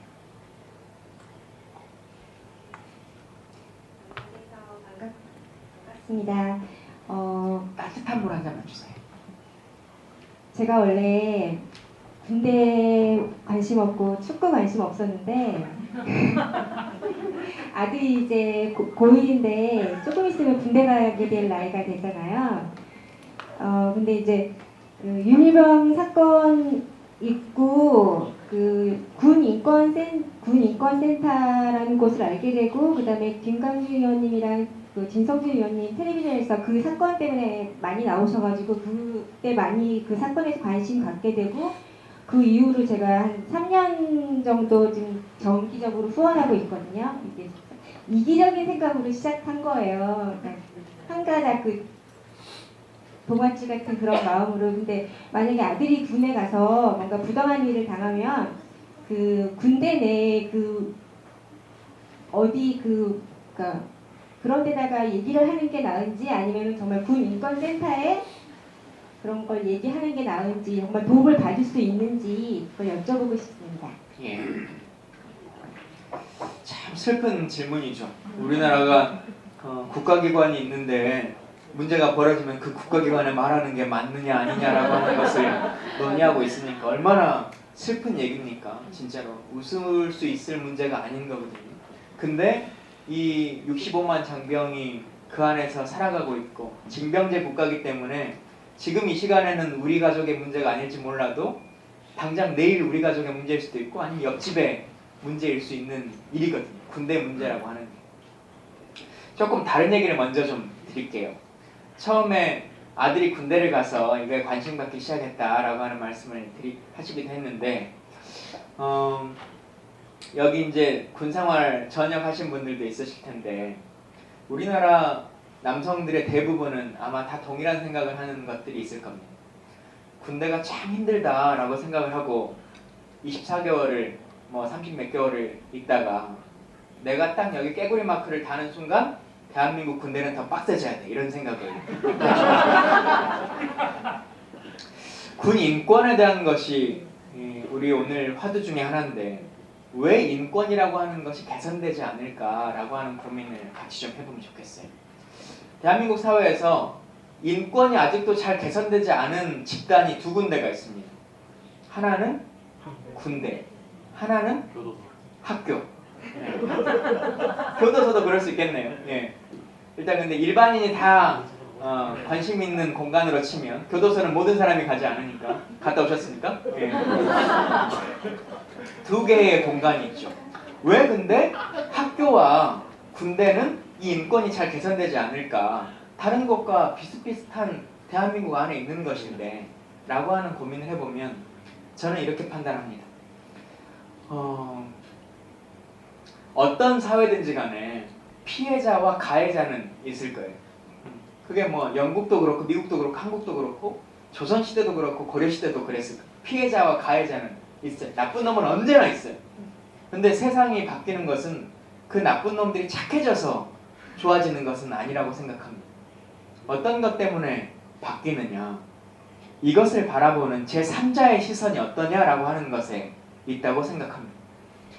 예를 들면 제가 회사를 다녀요. 근데 우리 회사의 과장님이 제가 대리인데 야 김대리 너는 왜 이렇게 일을 못하냐 그러면서 날마다 뺨을 한 대씩 때려요. 그러면 과연 그래 회사는 뺨 맞으면서 큰 거야 이렇게 생각할까요? 그렇게 생각하지 않겠죠. 내가 이것에 대해서 문제 제기를 해야겠다라고 생각하고 문제 제기를 하면 이 회사의 시스템이나 주위의 사람들이 내가 옳다고 믿어주겠다라고 하는 신뢰가 있죠. 그리고 자연스럽게 그것을 바라보고 있는 뺨을 때리는 과장을 보는 차장님을 보는 옆에 과장이나 대리나 이런 사람들이 너는 맞을만 했어 라고 얘기하지 않습니다. 왜 때리세요? 그거 정상적인 일이 아닙니다 라고 하는 얘기로 항의를 합니다. 근데 학교에서는 어떻죠? 누가 애가 맞아가지고 오거나 혹은 내 또래 집단 우리 반 안에서 그런 일들이 벌어졌을 때 내가 저 왕따 당하는 아이를 도와주려고 하면 나도 왕따 당하는 것이 아닐까? 혹은 내가 학교 갔다 와서 엄마 우리 학교에 이런 일이 있었어 우리 반에 있었어 라고 하면 학교에서 맞을 만한 일이 있으니까 맞았겠지 라고 하는 인식들이 아직도 남아있는 거죠. 군대는 더더욱이나 더 심하죠. 병장이 2등병 빵을 때려요. 그러면 옆에 있는 일병이나 상병이 병장님 그렇게 때리시면 안 됩니다 이렇게 얘기합니다. 그러지 않아요. 그리고 내가 맞았다라고 할 때 내가 이것을 문제 제기를 하면 이 시스템이라고 하는 것이 나를 지켜줄 것인가 라고 하는 신뢰가 아직 없죠. 세상을 바꾸는 건 가해자가 착해져서가 아닙니다. 여기 계신 이 세상을 바라보고 있는 3자적 시선이 얼마나 함께 해주느냐라고 하는 것에 있다고 생각합니다. 얘기로 돌아가서 군 인권을 개선시키려면요, 바꿔내려면 전역한 예비역분들이 이제 관심을 가져야 됩니다. 그리고 전역한 우리 아들이 군 생활할 때는 TV에서 북한 뉴스만 비음만 나와도 뉴스에 관심을 가요. 근데 전역하고 나면 연평도에 폭탄이 떨어지든 뭐가 떨어지든 별로 뉴스에 관심이 안 가는 게 또 부모 마음이에요. 이런 일들을 바꿔나가야 되는데 쉽지가 않죠. 노무현 대통령 비석에 박석에 보면 뭐라고 써져 있어요? 민주주의 최후의 보류는 깨어있는 시민의 조직된 힘이다. 예. 깨어있는 시민이니까 여기에 다 오셨는데 문제는 조직된 힘이 필요해요. 왜 군대의 문제가 개선되지 않느냐? 장군들은 전역하고 예편하고 나면 다 성무회 만들고 뭐 만들고 해가지고 자기들의 권리를 지켜요. 부사관도 부사관 협의회 뭐 이렇게 다 만들어요. 여군 부사관 협의회, 뭔 협의회 다 만듭니다. 간호장교 협의회 다. 근데 병장 협의회는 없잖아요. 그러니까 개선되지 않습니다. 우리가 우리의 문제에 대해서 제3자적 시선에서 지금 피해를 당하고 있는 가해자, 피해자가 분명히 존재한다라고 하는 것을 알고 있음에도 내가 제3자로서 그것에 관여해주지 않으니까 해결되지 않아요. 아주 쉬운 방법 하나 알려드릴게요. 무슨 세상을 바꾸는 어떤 큰 이슈를 만들지 않더라도 방법 하나. 요즘은 군 생활을 하면 대부분의 부대들이 부모님들과 함께하는 밴드나 카통이나 이런 것들을 만듭니다. 아마 어머님도 그 밴드가 가입돼 있을 거예요. 지금은 생장가에 가볼 일이 없지만. 근데 전역한 병장들도 마찬가지고 부모님도 마찬가지고 그 공간을 한 달에 한 번씩만이라도 쳐다봐 주세요. 그러면 예를 들면 3박 4일간 대대전술 훈련을 하고 나면 대대장님이 밴드에 글을 올릴 거 아니에요? 우리 대대원 전원 아무 이상 없이 건강하게 훈련을 마쳤습니다. 부모님들 이렇게 올릴 거예요. 그러면 거기에 있는 병사들이 나 지금 다리에 물집 났는데 어쨌는데 라고 하는 걸 밴드에 올릴 수 있어요? 없어요? 없어요. 근데 전역한 병장은 올릴 수 있어요. 우리 대대장님 그런 말 하지 마세요. 내가 대대전술 훈련 2년간 있으면서 한 5번 받아봤는데 그러면은 대대원 중에 최소한 3명은 물집 생기고 최소한 3명은 이러이러한 것들이 병을 앓습니다. 그래서 그 친구들 이러이러한 치료 다 받게끔 해줬습니까? 라고 하는 것들을 그 밴드에 한 번씩만 써줘봐요. 그러면 다음 훈련 끝나고 대대장님이 아무 문제 없습니다 부모님 이런 말 쓸 수 있을 것 같아요? 못 써요. 이러이러한 병사는 이렇게 치료를 했고요. 이런 병사는 이렇게 치료해서 현재는 아무 문제가 없습니다. 이렇게 바뀌어질 수밖에 없습니다. 그래서 세상을 바꾸는 건 가해자가 착해지는 게 아니에요. 피해자가 힘이 생기는 게 아니에요. 주위의 사람들이 얼마나 관심을 갖느냐라고 하는 것에서 세상을 바꿔낼 수 있으니 함께 해주면 좋겠고요. 군대에서 그런 일들이 안타깝게도 벌어지거나 하면 아직까지는 그 부대 내의 일들을 전부 다 군에게 맡기는 것은 조금 어렵다고 생각합니다. 외부의 군인권센터든 아니면 국방위원회의 위원들이든 많은 사람들에게 조력을 구해서 군부대 내에서 모든 것들이 해결되지 않고 외부에서 같이 그 문제를 해결할 수 있는 방향들을 찾을 수 있도록 하는 것, 이게 안타깝지만 현실적인 방법인 것 같고요. 현재 군 사망자 규정에 이렇게 되어 있습니다. 요즘도 1년이면 150명 가까운 사망자가 발생하거든요. 군복을 입고 사망한 사람들이 150명. 작년에 근데 많이 줄어가지고 100명 이하로 떨어졌다 그래요. 근데 평균적으로 150명 가까이 됩니다. 그 중에 50명 정도는 사건 사고, 그러니까 뭐 교통사고가 나거나 아니면 뭐 막사가 무너지거나 뭐 산사태가 나거나 이렇게 해가지고 사망하는 경우고, 100명 정도는 자해 사망합니다. 자살로 사망합니다. 국방부의 조사는 최종적인 사인이 뭐냐라고 하는 것에 있습니다. 그러니까 목을 맸냐 총을 쐈냐라고 하는 것. 그래서 결국 자살했네 라고 하는 게 사인입니다. 근데 부모님이 듣고 싶은 사인은 그래 우리 아들이 목을 메고 우리 아들이 총을 쐈다는 건 인정해. 근데 왜 목을 맸냐라고 하는 것이 사인인 거잖아요. 근데 국방부는 그걸 말해주지 않습니다. 그런 걸 말하면 부대의 책임이 되니까. 왜 그걸 말해주지 않느냐? 군의 사망자 처리 규정이 이렇게 되어 있습니다. 본인의 귀책 사유로 사망한 경우에는 지휘관의 책임을 묻지 아니한다. 그리고 반대로 읽으면 살아있는 지휘관이 살려면 죽은 놈이 처음부터 문제가 있었어요. 본인의 귀책 사유가 있었어요. 그러니 그런 일들이 벌어질 수밖에 없는 구조를 안고 있습니다. 여러 가지가 마찬가지죠. 그것과 복합적으로 보면 군 사법 체계의 문제도 많이 있고요. 예를 들면 군 사건이 벌어지면 대대장은 본인의 지휘 책임이 있을 거 아닙니까? 그 지휘 책임은 연대장도 있을 것이고 사단장도 있게 되겠죠. 일단 기본적으로 사건이 커지면 누구도 좋을 사람은 없는 거죠. 군복을 입고 있는 사람 중에서. 그리고 그렇게 재판을 해야 되니까 사단장이 관할권 안에서 이제 재판을 하게 되는데 참 특이한 구조인데요. 우리는 사단에서 재판을 하는데 판사도 사단장이 임명하고 검사도 사단장이 임명합니다. 그런 구조를 안고 있으니까 과연 정상적으로 군의 입장에서 재판 결과가 나올 것이냐 아니면 피해를 입은 병사 입장에서 재판 결과가 나올 것이냐라고 하는 것은 재판을 해보지 않아도 좀 뻔하게 나오는 거죠. 그래서 그런 안타까운 구조들 이런 것들 좀 바꿔나가야 되고요. 기왕 사법제도가 나왔으니까 그 사법제도는 현재는 진짜 완전 옛날 군대의 모습을 그대로 안고 있어요. 그래서 실제 군사재판을 하면 가운데 주심재판관이 앉잖아요. 그리고 옆에 이제 두 분이 같이 배석해서 앉는데 가운데 앉아있는 주심재판관 이 사람은 변호사 자격이 없습니다. 그냥 장군님이 앉아 계세요. 네.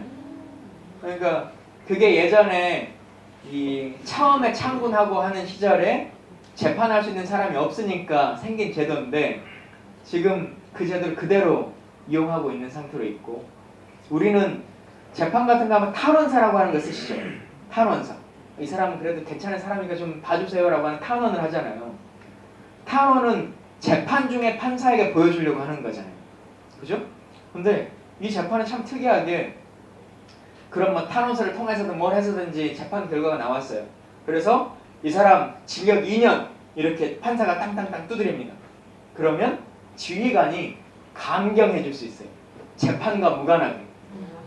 그러니까 재판 중에 판사가 탄원을 받아들여서 형량을 조정하는 게 아니라 판사의 재판이 끝나고 그 소속 지휘관이 재판 결과 2년 나왔어? 근데 얘는 참 착한 애야. 내 라인이니까 1년 이렇게 바꿔줄 수 있어요. 지휘관의 감경권이라고 하는 게 있어요. 그래서 이런 것도 사실은 필요 없는 문제들인 거죠. 그래서 이런 것들 다 바꿔나가야 되고요.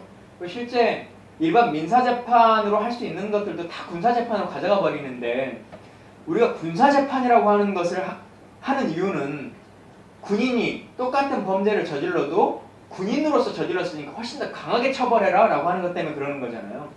근데 성범죄를 저질러도 똑같은 상황에 성범죄를 저질렀는데 일반 민간으로 가면은 뭐 징역 1년 나올 게 군사재판으로 하면 6개월도 채 나오죠. 병사들은 이 전자팔찌도 차지 않습니다. 그런 것처럼 일반 재판을 할 수 있는 것은 이제 전부 다 민간 재판으로 이양하고 군사적인 문제가 발생하는 재판만 남겨둘 필요성이 있다라고 하는 생각들은 좀 많이 갖게 됩니다. 우리가 9시까지가 시간이라고 해요. 근데 자연스럽게 한 15분 정도 남았는데 두 분 군 가산점 필요한 것 같다고 느끼세요? 왜 필요한 것 같다고 느끼세요? 아들이 군대 가는데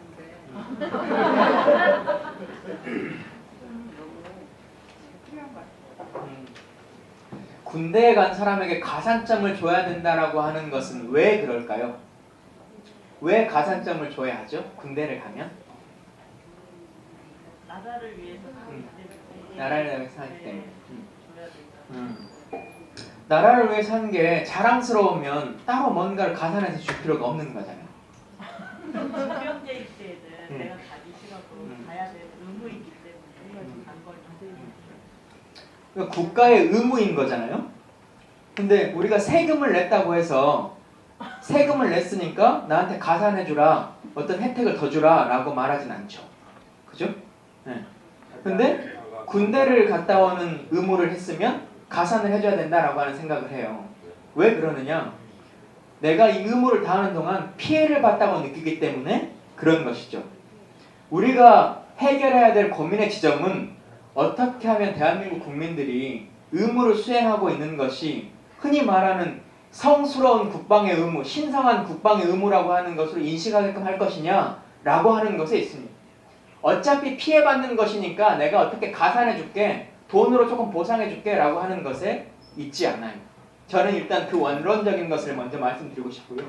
두 번째는 군 가산점이라고 하는 것은, 여기 공무원 있으세요? 공무원. 여기 오신 분 중에 공무원.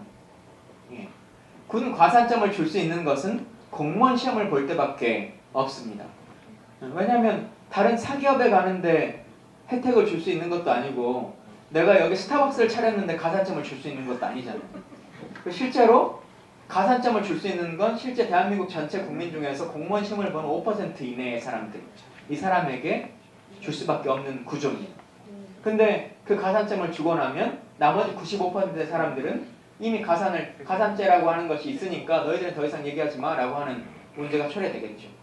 그래서 사실은 우리가 고민해야 될 것은 공무원 시험 보는 사람들에게 가산점 조금을 줘서 이것을 잠재우려고 하는 것에 있는 것이 아니라, 군복무를 하는 사람들에게 21개월 동안 있는 동안 제대로 된 최소한의 권리라고 하는 것들을 누리고, 그리고 국가가 정한 급여라고 하는 것을 정상화시키는 것에 있는 거죠. 국제노동기구 ILO라고 하는 곳이 있습니다. 국제노동기구가 매년 대한민국 정부에 권고사항을 보냅니다. 의무병으로, 징병제 국가에서 의무병사로 있더라도 국제노동규약상 법정 최저임금을 보장해야 된다라고 하는 것이 국제노동기구의 권고사항입니다. 근데 우리 정부는 그 국제기구의 권고를 한 번도 지키지 않고 있어요. 그 민주정부 시절도 마찬가지입니다. 네. 권고를 지키지 않고 그대로 그냥 15만 원, 20만 원에서 두고 있는 거예요. 최저임금의 10%도 주지 않고 있는 상태로 있는 거지 않습니까? 그러니까 이러한, 내가 이 기간에 있는 동안 최소한의 국민으로서 갖는 보장, 그리고 인권, 처우, 그리고 정당한 노동의 대가라고 하는 것을 받는다면 이런 문제들은 많이 해결될 거라고 생각합니다. 그래서 그 고민에 훨씬 더 많은 관심을 주시면 좋겠다. 지금 논의되고 있는 가산점이라고 하는 것은 실제 전체 인원에 비하면 그것으로 혜택 받는 사람이 워낙 소수여서 이것이 대안이라고 말하기는 좀 어려운 것 같습니다. 국회의원 예산을 승인하는 게 국회에서 승인을 해주는 거고, 그다음 전시도 아닌데 지금 전시도 아니고 뭐 국회 터지는 거나 장사 모는 것도 모르는데 그런 걸 모르는 사람들은 일을 엄청 지급을 하고 있는 거잖아요. 그걸 줄일 수는 없는 거고, 그리고 또 하나는 박정희 기념 사업은 꼭 해야 되는 건데 왜 그걸 계속 국회에서 예산을 여태까지 1,100억을 투자를 했다고 하고 앞으로도 몇백억을 더 하는데 그거를 이용한 사람들도 이렇게 누르고 그걸 꼭 집행해야 되는 거고, 새누리당이 아닌 야당 쪽에서도 그걸 지지하는 사람이 있는지 누가 지지하는지. 일단 골프장은 우리나라에서 골프라고 하는 것 자체가 워낙 이제 좀 안 좋은 이미지라고 하는 것으로 갖춰져 있기 때문에 그렇습니다만, 전 세계 모든 군대가 골프장을 운영하고 있습니다. 근데 조금 다른 관점에서 보면 골프장에 꼭 해양만 있는 것은 아니에요. 일단 군인들이 운동이라고 하는 것을 하긴 해야 되는데, 너희 조깅해라, 아니면 런닝머신 뛰어라 라고 할 수도 있겠죠. 근데 등산을 간다 라고 하면 갑자기 전쟁이 났을 때 불시 동원이 거의 불가능합니다. 그죠? 근데 부대 내에 있는 골프장에서 골프를 치고 있으면 전쟁이 나거나 긴급 동원을 해야 될 때 사실 바로 동원은 가능합니다. 그래서 이게 정상적으로 운영된다면, 전 세계 다른 군대들이 운영하는 것처럼 한다면 가능한 일이죠. 그래서 원래 원칙은 그렇게 운영되는 것이 맞습니다. 일단 그렇게 말씀드리고, 두 번째, 왜 이렇게까지 많이 필요한가 라고 하는 것에 있어서는 아까 말한 것처럼 민주주의 최후의 보리는 뭐라고 그랬어요? 깨어있는 시민의 조직된 힘이다. 가장 잘 조직되어 있는 사람들이 운영하고 있습니다. 대한민국의 성우회와 제한군인회와 군인공제회와 뭐 이런 공간 등을 통해서 군 내부가 가지고 있는 것도 있고 군인공제회가 운영하는 것도 있고 뭐 여러 공간들이 있는데요. 그러한 형식처럼 우리도 병장들이 노동조합을 만들면, 다른 나라는 경찰과 노동조합도 다 있어요. 우린 교사도 노동조합을 할 수 있냐 없냐를 가지고도 막 논쟁하는 나라이지만, 다른 나라는 군인도 경찰도 다 노동조합이 있습니다. 병장들이 노동조합을 만들어가지고 왜 우리 체육관은 제대로 안 지어주냐라고 하는 것들이 조직된 힘이 만들어진다면 훨씬 더 해결이 쉬워질 것이다 라고 하는 것도 하나 말씀드리고, 이것으로 누가 혜택 보는 사람이 거의 없지 않냐라고 하는 이제 이 고민, 그걸 제가 국회에 있을 때 한번 지적을 했거든요. 이 군인복지기금이라고 하는 것이 일반 병사도 기금 부담을 합니다. 월급에서 까요. 그래서 실제 부담률은 전체로 보면 거의 반반 정도 됩니다. 그리고 이제 일정 정도 정부가 매칭해가지고 내주는 거죠. 근데 사용하는 혜택은 그 부사관 이상 장교들이, 징병제로 오신 분들이 한 7, 80% 가까이를 써요. 일반 병들이 20%, 25%밖에 쓰지 않고. 그러니까 병이 쓸 수 있는 것은 뭐 풋살 경기장, 뭐 탁구장, 노래방, 뭐 이제 이런 것들이잖아요. 그래서 기금을 내는 것에 비하면 너무 혜택이 없다라고 막 주장을 했더니 국방부가 국정감사 결과 보고서를 쓰면서 이렇게 개선했다라고 가지고 왔어요. 어떻게 갖고 왔냐? 이제는 골프장도 병사도 쓸 수 있도록 하겠다라고 했어요.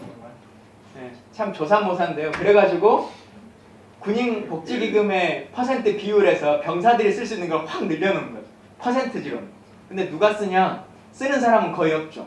제가 2015년도인가? 그 국정감사 할 때 해보니까 1년에 4명인가 썼더라고요. 네, 근데 그것도 그 부대원들하고 같이 썼어요. 부대의 장교들하고. 그래서 과연 이 사람이 골프병인가? 골프 프로여서 같이 쳐줬나 싶을 정도로 과연 왜 쳤는지 모르는 일들이 벌어졌는데, 골프장 얘기하다 딴 데로 빠졌습니다만, 여튼 더 중요한 것은 병사들을 위한 처우 개선이 왜 제대로 되지 않는가에 대한 고민들을 많이 해야 되고요. 골프장뿐만 아니라 지금 우리 정말 잘못되어 있는 예산 집행들 많습니다. 국방 예산으로만 봐도 1년에 국방 예산 얼마 정도나 되는 줄 아세요? 대한민국에? 38조. 7조. 네. 정수경 씨 얼마 정도 할 것 같아요? 70조. 참고로 여기 여성분들이 많이 계시니까 여성가족부가 1년에 0.5조 원 씁니다. 5천원. 전 세계에 대사관을 두고 있는 외교부가 1조 원 정도 씁니다. 자, 국방부는 얼마나 쓸까요? 네, 국방부가 40조를 씁니다. 40조. 네. 우리가 어느 시기부터 조단이라고 하는 것을 너무 쉽게 생각하게 됐어요. 그냥 뭐 4대강 하는데 22조 원 썼대, 자원회계하는데 31조 원 썼대, 그냥 이렇게 말하는데 1,000만 원 있으면 참 큰 돈이죠. 우리 진성준 의원님 얼마나 똑똑한지 계산해 봅시다. 1,000만 원이 몇 개 모여야 1조가 됩니까? 몰라요. 1,000만, 10억, 100억, 1,000억, 조.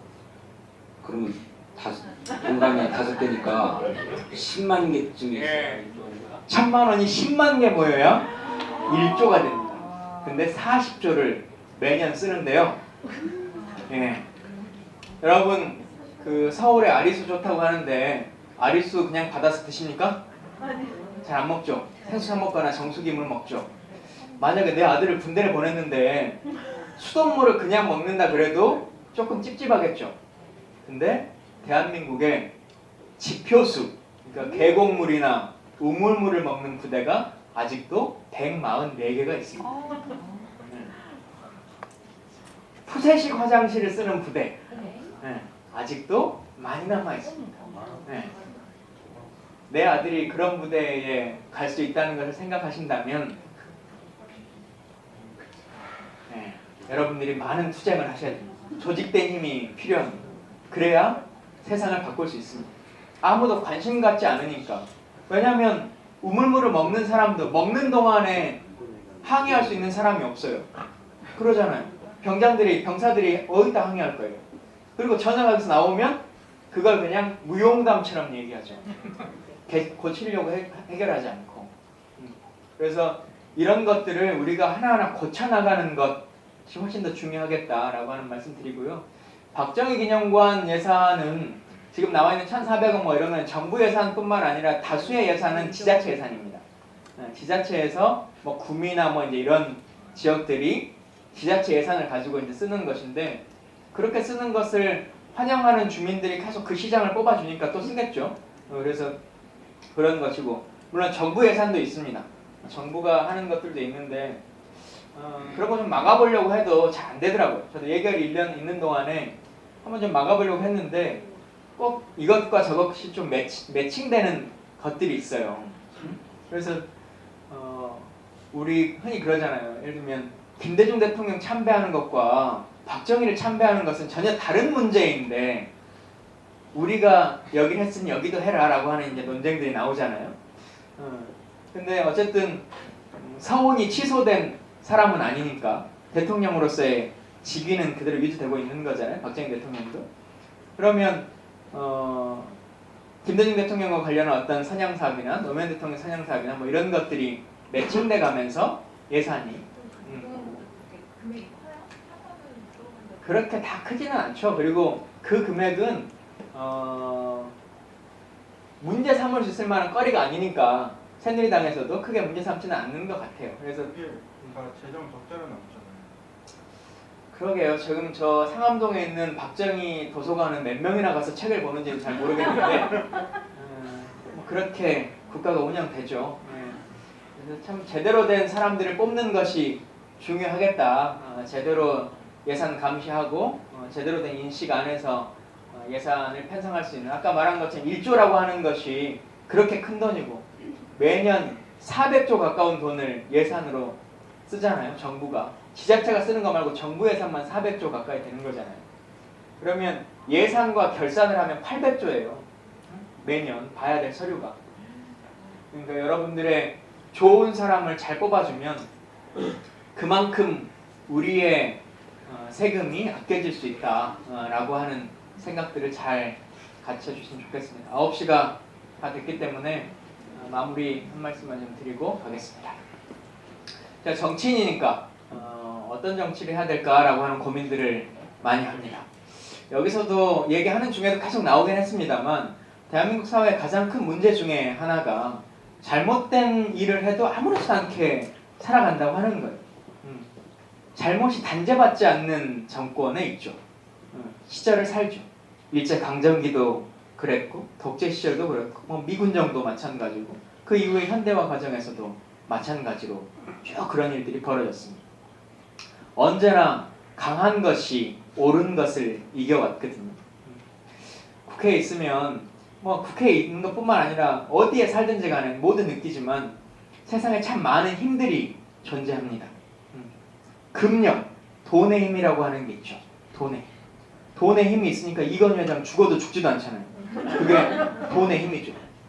그리고 뭐 권력이라고 하는 것도 있고 그 다음에 폭력이라고 하는 것, 무력이라고 하는 것 다 존재합니다. 국립국어원이 매년 겨울이 되면 12월이 되면 새로운 단어를 국민들이 쓰는 새로운 단어가 생겼다고 국어사전에 등재한다고 말하기도 하고 혹은 아무리 국가가 자장면이라고 불러달라고 해도 사람들이 짜장면 그러면 이걸 표준어로 등재한다 이렇게 얘기합니다. 국민들이 동의하면 새로운 단어가 만들어집니다. 무력이고 폭력이고 금력이고 이런 단어들이 존재하는데 혹시 정의력이라고 하는 말 들어보셨습니까? 네. 대한민국 사회는 정의는 힘이 없는 나라죠. 그러니 존재하지 않으니까 국어사전에 등재되어 있지 않는 거죠. 그래서 제가 좀 정치를 오래 하고 뭐 진성준 의원님도 정치를 하시고 또 여기 계신 분들이 같이 뜻을 모아가지고 세상을 바꿔나가다 보면 어느 순간에는 강한 것이 옳은 것을 이기는 게 아니라 옳은 것이 강한 것을 이겨서 우리의 국어사전에도 정의력이라고 하는 단어가 등재됐으면 좋겠다라고 하는 생각을 가지고 있습니다. 그 일을 함께 해주시면 좋겠습니다. 감사합니다.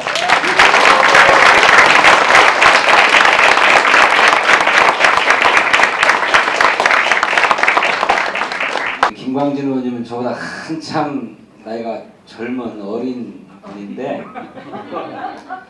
오늘 우리 국방의 현안 문제들을 아예 질의응답 방식으로 다 소화를 하신 것 같은데 들으면서 제가 굉장히 많이 탄복하고 놀랐습니다.